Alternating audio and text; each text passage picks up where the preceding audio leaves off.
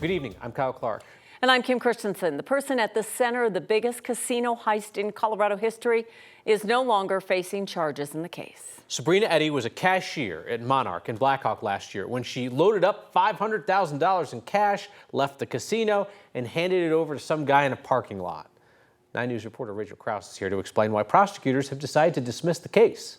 Yeah, the DA's office tells me they just don't believe that they can meet the burden of proof that Eddy knowingly and without authorization committed the theft. They say she thought she was taking direction from a casino supervisor, and she told investigators she'd been duped. More than a year after a Monarch casino employee walked out of their casino with $500,000.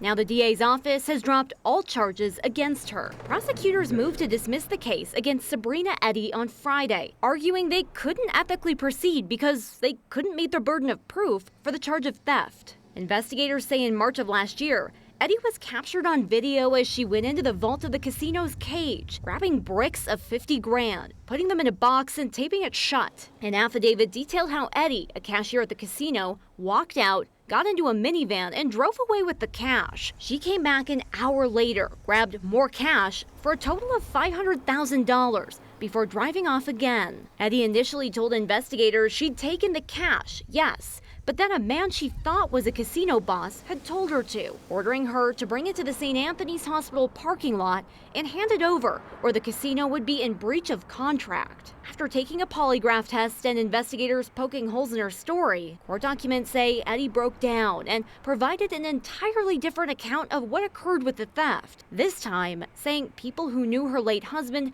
threatened her family, forcing her to take the casino money. Investigators say Eddy gave the money to Juan Gutierrez Zambrano. He pled guilty and in April was sentenced to 4.5 years in prison. Now, the woman who handed him that cash is off the hook. The DA says they believe this was a conspiracy that likely started outside of the U.S., designed to get an employee to remove the money and deliver it to someone purporting to be associated with the casino, citing similar schemes targeting cage employees at casinos around the country last summer. The DA's office says their investigation showed Eddy believed she was acting under the direction of a casino supervisor when she took that cash. And because of that, they say they just can't meet the burden that she knowingly and without authorization committed theft.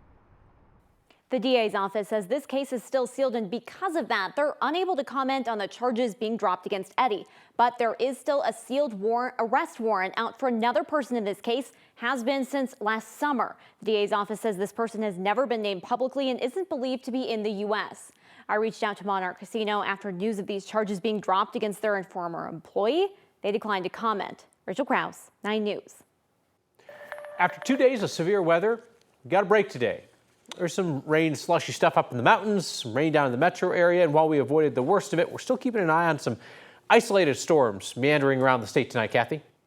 That's exactly right. Kim, what'd you say up by your house? Yeah, it's dumping again. Yeah, getting a Double little rain. dose, Yeah, double dip today. And I think that is probably headed for the metro area here within the next half hour. It's not severe, but after a break all day, outflow boundaries from collapsing storms may bring that rain, thunder, and lightning we've been waiting on all evening. Storms will end late tonight. There'll be fewer storms tomorrow, and then a hot, dry midweek time period where we could see 100 degrees, the first time this season. But first things first, on the radar, we're seeing thunderstorms from Fort Morgan out to North Platte and Sterling. Some redevelopment back toward DIA and Keensburg, not severe, tracking toward the southeast. But look at here, Arvada, Broomfield, Ken Carroll, Golden. There's a little bit of thunder shower activity and some rain and lightning. Nice to hear the rain on the roof when you go to bed, but not the sound of hail. So we hope we're going to avoid severe weather tonight as we remain in that marginal risk for storms that could have some nickel-size hail.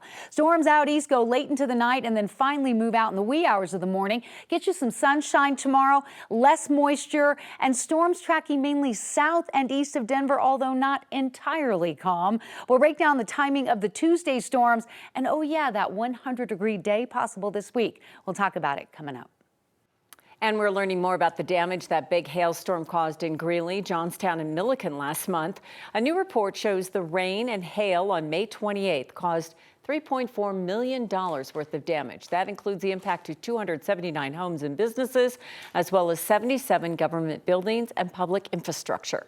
That's all according to the disaster declaration that Weld County commissioners unanimously approved today. The storm dumped 2 inches of hail and a month's worth of rain in just 2 hours. Don't forget, you can always stay informed ahead of the storms a little bit. Just download our free 9 News app. Police say they don't have any evidence to suggest 2 people who knew the man who shot and killed them along the South Platte River bike path. There's a 32-year-old who's facing first-degree murder charges connected to those shootings last September, and very few details have been shared about this case. Though today, 9 News reporter Kelly Rinke learned more about how investigators tracked down their suspect. Kelly? Kim and Kyle, very early on, Denver police thought the shootings were connected. 2 people shot along the South Platte River only a few days apart, and officers say evidence they found in the defendant's car helped them make that arrest.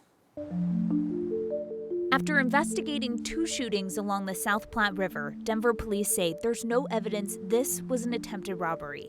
The victims most likely didn't know who killed them. Who pulled the trigger, officers say, is 32-year-old Tanner Fielder. An investigator testified Monday shell casings found at the 2 crime scenes were fired from the same gun, and officers found shell casings in Fielder's car that tied him to the homicides. How Denver police narrowed in on Fielder isn't clear yet, but multiple witnesses helped during the investigation. About 5 years before the shootings, Fielder's mom filed a protection order against him. She wrote, quote, "Tanner is bipolar, and he's not of right mind." His mom decided to dismiss the protection order in 2021, sharing a desire to help him get treatment. Officers say Tanner Fielder shot and killed 2 people he didn't know. The investigator who testified said there's nothing obvious about his motive. Today's preliminary hearing was meant to help a judge decide whether there's enough evidence to move forward with this case. Testimony lasted for hours, and it will continue at a hearing in August. Fielder's bond is set at $5 million. Kelly Rinke, 9 News. We now know the name of the woman who died after a small plane crashed and caught fire in Arvada. Police identified her today as Melissa Brinkman. They say she died Saturday, a day after the plane that she and 3 others were in went down in the front yard of a home Friday morning. The National Transportation Safety Board is still looking into exactly what happened. They'll likely put out a preliminary report in the next 30 days.